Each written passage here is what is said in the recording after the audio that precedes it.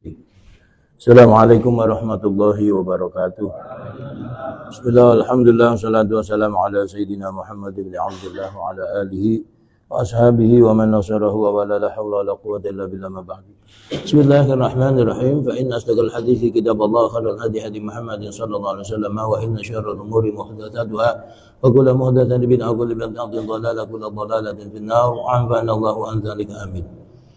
Bismillahirrahmanirrahim. Wa qala Abu Darda radhiyallahu anhu, khairu ibadillahi alladzina yura'una syamsa wal qamara wal adillata li dzikrillahi, yakni lis-shalah. Wa qala Abu Darda, dan Abu Darda radhiyallahu anhu, mudah-mudahan Allah ridha anhu kepadanya, berkata, Abu Darda sahabat Nabi, kata beliau, khairu ibadillah, sebaik-baik hamba Allah.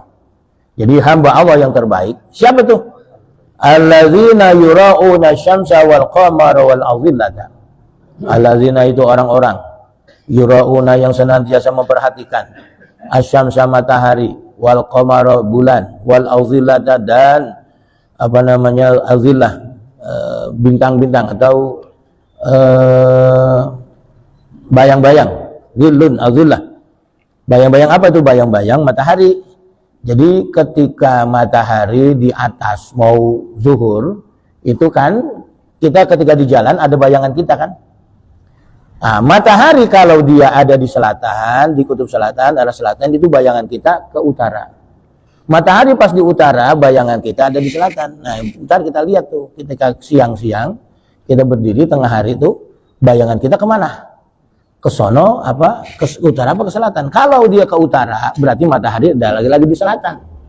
Nah, kalau bayangan kita di selatan berarti matahari ada di sebelah utara, sinarnya ke sono. Nah, ini hamba-hamba Allah yang memperhatikan pergerakan matahari, bulan dan bayangan untuk apa? Lidzikrillah, untuk mengingat Allah, yakni lis-shalat, melaksanakan sholat. Artinya sekarang ini kan udah ada jam. Kita udah jam berapa nih? 11:30, dikit lagi zuhur. Nah, udah kamar mandi. Ngapain? Wudu. Istinja, wudu. Nah, terus serebet itu kemana? Ke masjid. Nah, masuk masjid, salat tahiyatul masjid. Terus ya wiridan, dibaca Quran. Nah, azan dah. Nah, terus salat qobliyah, zuhur. Terus nungguin jamaah salawatan. Nungguin yang lain. Nah, udah begitu, terus apa? Salat jamaah, berdoa bersama. Nah, itu di salat ba'diyah zuhur, pulang. Nah, ngapain pulang? Ya terserah, mau ngopi boleh, mau makan boleh, mau baca Quran boleh, mau ngapain aja silakan. Ntar udah jam berapa nih? Wah, udah 2:30, dikit lagi asar. Nah, itu orang-orang yang begini nih, hamba-hamba Allah yang terbaik. Kira-kira orang yang begini, orang yang bagaimana tuh? Memang terbiasa sholat. Kalau kagak sembahyang, begitu maghrib, saya di maghrib aja.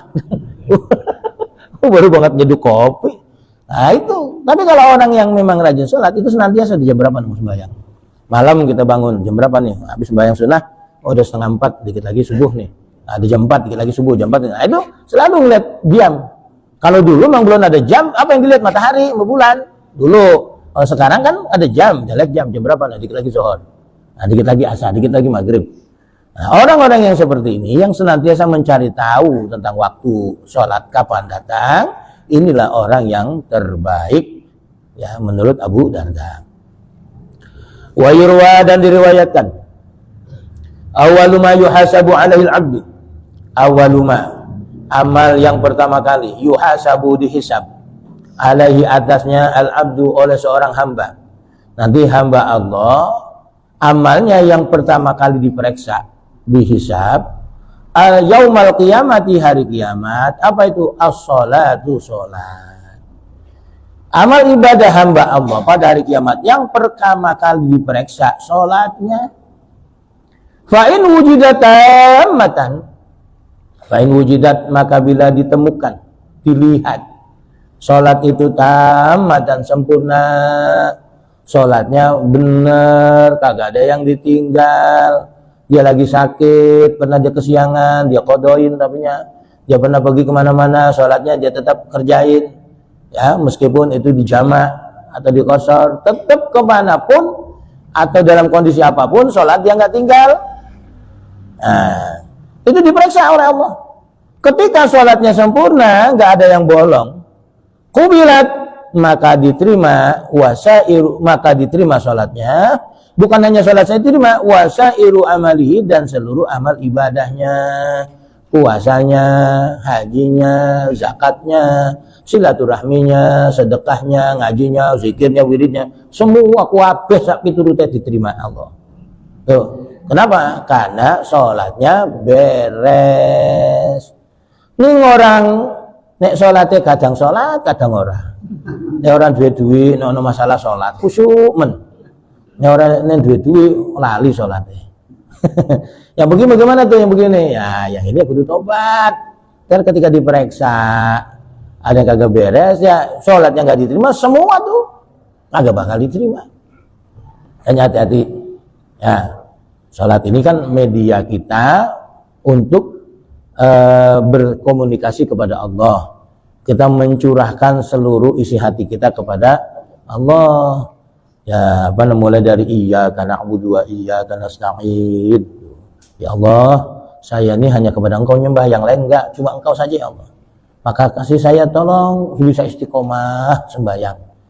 Kasih saya petunjuk, jangan sampai saya jadi orang yang malas sholat. Nah, itu minta kepada Allah Subhanahu wa taala. Nah, sekarang kalau sholatnya enggak sempurna, wa in wujidat naqisatan, wa in wujidat, dan bila ditemukan sholat itu naqisatan, kurang, ruddat, maka sholat itu ditolak, wasairu amali, dan seluruh amalnya. Sholatnya ditolak karena enggak sempurna, banyak bolong-bolongnya, dan begitu juga seluruh amal ibadahnya. Kayak kan ada budayawan, aku itu ora sholat, tapi aku apik karo wong. Saya ini nggak sholat tuh, bapak suka lihat itu orangnya familiar. Itu saya nggak sholat, terus saya nggak sholat, tapi saya bagus sama orang. Saya menolong orang. Nah, bagaimana nih? Hati-hati.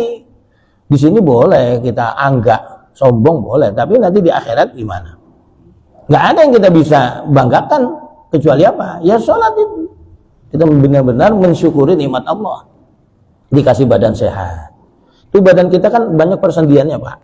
Kalau kata Syekh Ahmad Fasyani dalam Al-Majalis Saniyah, syarah dari hadis Arba'in An-Nawawiyah, itu ada 300 tulang persendian.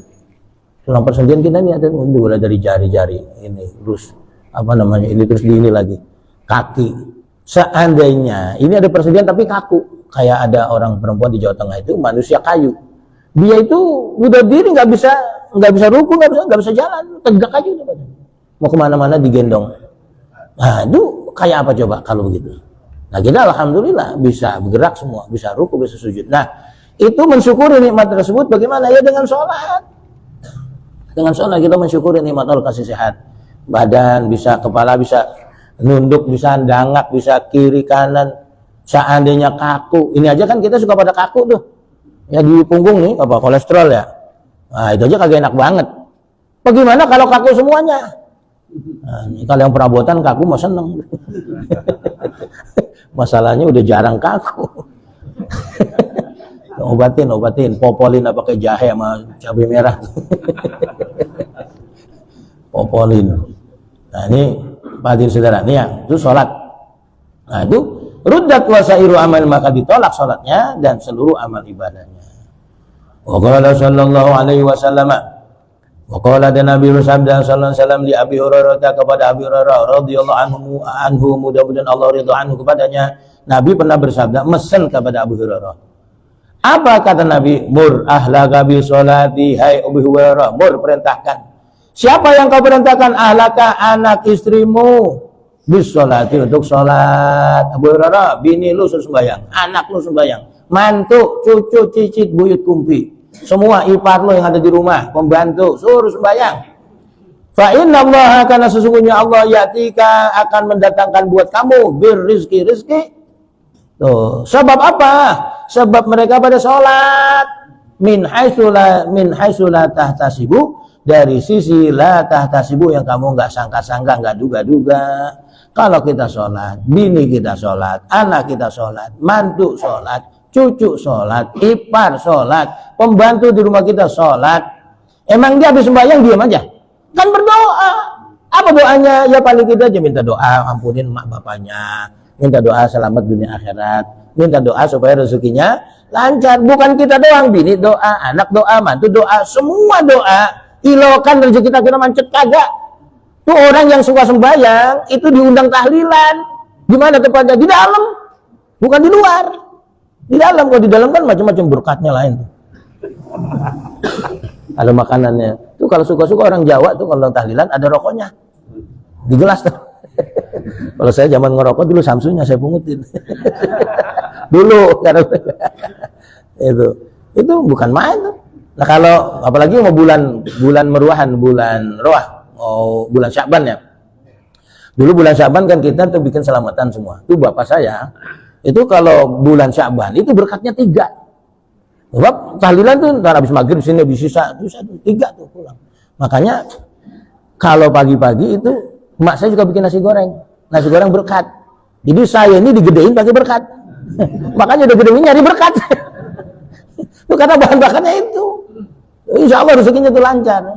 Nah ini kalau kita rajin sholat. Bukan hanya kita yang berdoa Pak. Istri berdoa. Meskipun dia cuma amin doang kan kita sama aja kan. Yang baca doa kita, yang aminin anak, istri, mantu, pembantu. Semua pada sembahyang. Doain amin, amin sama aja. Tuh, jadi antara yang berdoa dengan yang mengaminkan kedudukannya sama. Makanya rajin berdoa. Semoga apa? Semoga rezeki kita lancar. Ini Nabi pesan kata Abu Hurairah.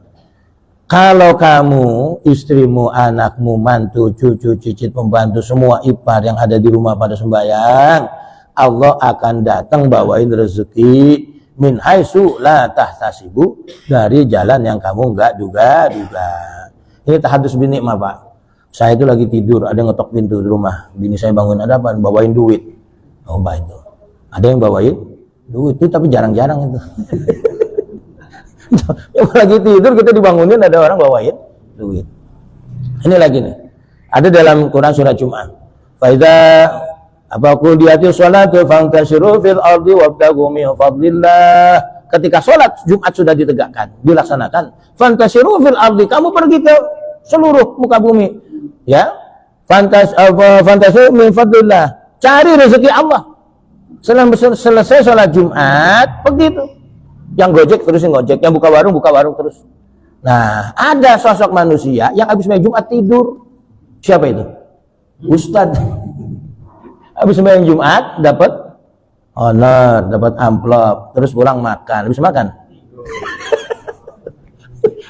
Keren kan? Di Quran orang disuruh nyari duit habis main Jumat, dia malah. Masya Allah, nih perhatian saudara ya. Ini artinya orang kalau yang rajin sholat, rezekinya itu banyak, bukan satu pintu, dari berbagai macam pintu. Kalau kita berdagang, ya dari situ aja. Ada pembeli, transaksi, jual beli. Tapi kalau rajin sholat, dari berbagai macam. Itu. Nah kita karyawan, pegawai, gajinya ya dari satu pintu. Tapi kalau rajin sholat, dari berbagai macam. Nah, ini pokoknya orang yang sholat itu rezekinya banyak. Nah ini kita nggak usah pusing. Kalau anak kita sholat, insya Allah hidupnya terarah. Itu pokoknya sholat modalnya itu. Ini sama persis seperti orang-orang Sumatera. Itu anaknya belum boleh merantau ke Jakarta kalau belum khatam Quran. Itu keren. Artinya apa? Karena di ibu kota itu banyak sekali pergaulan yang nggak beres. Kalau dia bisa ngaji, artinya dia itu sembahyang. Nah, kalau dia bisa ngaji, dia sholat, insya Allah hidupnya akan selamat. Nah sekarang kan, apalagi sekarang di Jakarta ini banyak masjid musola krisis imam. Nah yang disuruh azan siapa? Yang bisa azan. Ini ada masjid bagus, azannya kagak karu-karuan. Udah azannya kagak karu-karuan, imamnya juga kagak karu-karuan. Nah ini yang perlu begini, ini perlu dipikirkan. Siapa yang bakal jadi imam? Ya itu yang bisa ngaji. Pokoknya kalau dia sholat, dia berkumpul dengan orang banyak, insya Allah hidupnya berkah. Wa misdaqu dzalika fi qouli ta'ala. Wa misdaqu dzalika, dan persesuaian dengan hadis tersebut di atas fi qouli ta'ala, dalam firman Allah Ta'ala. Jadi hadis Nabi tadi, Allah akan mendatangkan rezeki karena rajin sholat. Ini sesuai dengan firman Allah. Surat Thaha ayat 132. Wa'mur ahlaka bis sholati wastabir 'alaiha la nas'aluka rizqa nahnu narzuquka wal 'aqibatu littaqwa. Wa'mur ahlaka bisolati. Hai Muhammad, perintahkan ahlaka keluargamu bisolati, untuk menjalankan sholat. Wastabir 'alaiha, dan bersabarlah 'alaiha, memerintahkan sholat. Abot. Itu nyuruh anak bini sembahyang itu susah. Nah kalau dia santri, bini santri, beres. Nanya udah sembahyang, Dik. Ampun Mas. Udah kelar. Tapi kalau bini kita kagak pernah sembahyang, terus kita aja sembahyang. Salat neng, apa sih? Salat urusan gua. La ilaha illallah. Nah kalau begini nih repot gitu. Ini kudu sabar. Wa'mur ahlaka, perintahkan istrimu bisolati wastabir, sabar. Anak-anak kita juga tuh. Apalagi sekarang gadget itu bukan main tuh. Handphone. Ya, handphone itu luar biasa tuh. Kalau waktunya sholat ya ntar nanggung. Nah, apa berhenti? Enggak, terus. Bahkan sampai ada anak yang mati gara-gara main game, lupa makan. Apalagi sembahyang, makan aja lupa. Ini Bapak hadirin saudara, ini sabar. Kapan berhenti merintahin sholat? Sampai dia kerjain. Kalau belum dikerjain, terus ini yang paling susah subuh. Saya ngerasain subuh yang susah. Masya Allah, ya udah baik-baikin. Ya kita puji-puji, alhamdulillah, sholatnya udah 5 waktu, keren. Oh ini orang yang hidupnya bakal sukses. Kita puji-puji, biar dia semakin semangat. Dan jajannya kita lebihin. Karena apa? Rajin sholat. Udah sholat belum? Belum. Oh udah kelupaan sholat. Ayo kodoin. Nah suruh kodoin, jangan sampai tinggal sholat. Ini kita nih orang tuanya. Nah, sudah sama siapa kita? Orang laki. Kalau orang perempuan itu biasanya percaya aja. Kita kudu dedes loh, sembahyang belum? Belum, ayo sembahyang. Dia izin pergi kemana-mana silahkan. Pulang, udah sembahyang belum? Nah sembahyang, kita omelin. Nah kalau begitu caranya, kamu pergi kemana-mana nggak sholat, nggak usah pergi sekalian. Nah begitu, supaya perhatian jangan kita lost aja, lost dual. Ya dibiarkan tuh bocah mau sembahyang kayak mau kagak. Nah bahaya ini. Tuh. Makanya kata Quran, wastabir 'alaiha, sabar untuk merintahkan sholat. Udah kitanya sholatnya capek, sabar. Merintahin juga luar biasa. Karena memang ini tanggung jawab kita. La nas'aluka rizqa, la nas'alu, kami tidak minta, kata Allah, kepadamu hai Muhammad, minta apa? Rizki. Saya nggak minta rezeki dari kamu. Artinya kamu jangan takut urusan rezeki.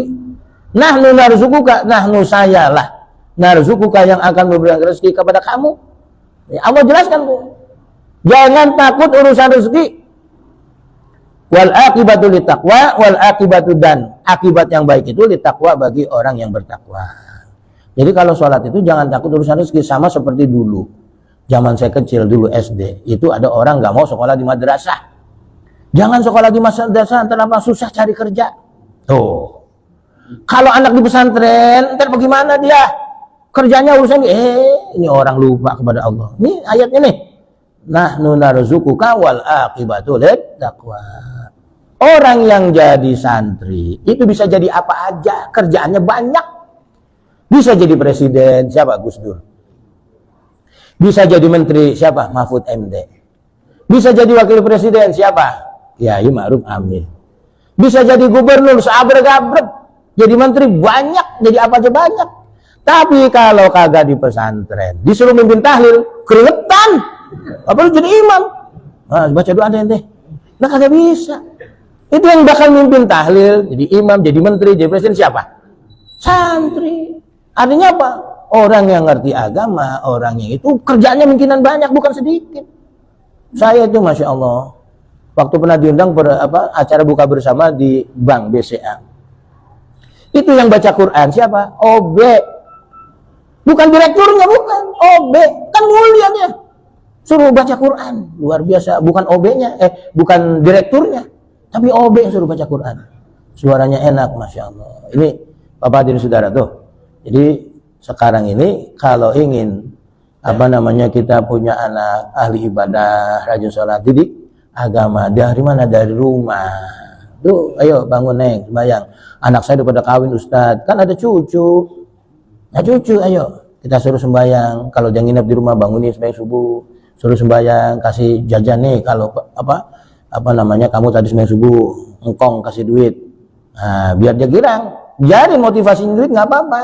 Yang penting dia sholat. Nanti kan lama-lama dia akan terbiasa. Ini pembiasaannya. Mulai dari kapan? Sebelum balik. Nabi berpesan tuh, umur berapa suruh perintah sholat? Umur 7 tahun. Suruh sembahyang. Ya, biarin dia kagak sembahyang, biarin, namanya bocah. Nah, lama-lama kita ajarin. Nah, sembahyang bener begini, Neng. Dek, begini sembahyang yang bener. Oh. Nah, lama-lama akan terbiasa. Nah, terus kapan tuh? Kalau umur anak itu 10 tahun, dia belum mau sembahyang, omelin, cubit. Kalau kata Nabi, boleh dipukul. Cuman memukulnya tidak boleh di area yang mematikan. Kepala itu nggak boleh. Tinju haram. Karena kepala orang dipukulin. Apalagi MMA tuh ya, yang di TV itu. Nah, itu haram. Karena area mematikan kepala yang dipukulin. Yang boleh dipukul ada badan yang tidak mematikan. Pukulannya juga pukulan yang takdib. Untuk mendidik supaya dia kapok jerah. Ada efek jerahnya. Bukan yang mematikan. Nah, ini apa namanya, pentingnya memerintahkan sholat. Nah, kalau udah 10 tahun jadi sholat, nah ini terus nanti ketika balik. Sebab perempuan itu, anak perempuan kemungkinan umur 9 tahun itu sudah head. Anak perempuan tuh ya, kalau badannya subur dia 9 tahun udah head. Bisa 10 tahun, bisa 11, bisa 12, bisa 15, anak perempuan. Tapi kalau anak laki umumnya dia mimpi bersetubuh sampai keluar mani itu umur biasanya 15 tahun. Nah kalau memang dari kecilnya udah rajin sholat, begitu balik siap sholat 5 waktu nggak masalah karena udah dibiasain. Nah kalau dari kecil nggak dikenalin sholat, suruh sholat kabur. Sama persis saya di pengalaman di sekolah. Sekolah itu anak orang kita suruh sembahyang, ya ada ngumpet di WC, ada ngumpet di kebun. Lu mau ngapa kagak sembahyang? Ya ketemu juga kita cari. Masya Allah, ini yang bapak dan saudara saya sekarang ngerenes ini anak orang Islam, justru sembahyang susah. Oh gimana emaknya, bapaknya? Yang saya sedih kalau bapaknya sudah meninggal. Masya Allah dia kagak sembahyang, ngerenes banget. Yang ditungguin bapak lu itu doa lu, bukan yang lain. Lah lu nya kagak sembahyang, bagaimana? Dia ngerenes. Kalau dia bisa balik ke dunia, dia balik tuh, dia omelin tuh, tapi karena nggak bisa balik. Di bapak dan saudara, ini mudah-mudahan menjadi perhatian kita betapa pentingnya menjalankan ibadah sholat. Wa qala Ata'un al-Khurasani, Imam Ata' al-Khurasani berkata, ma min abdin, tidaklah sekali-kali seorang hamba yasjudu lillahi, yang sujud kepada Allah, sajdatan, sekali sujud, fi buqatin, di dalam satu tempat, min biqa'il ardi, dari tempat-tempat di atas muka bumi, illa, kecuali syahidat, tempat itu akan bersaksi lahu, baginya, kapan? Yaumal qiyamati, besok hari kiamat.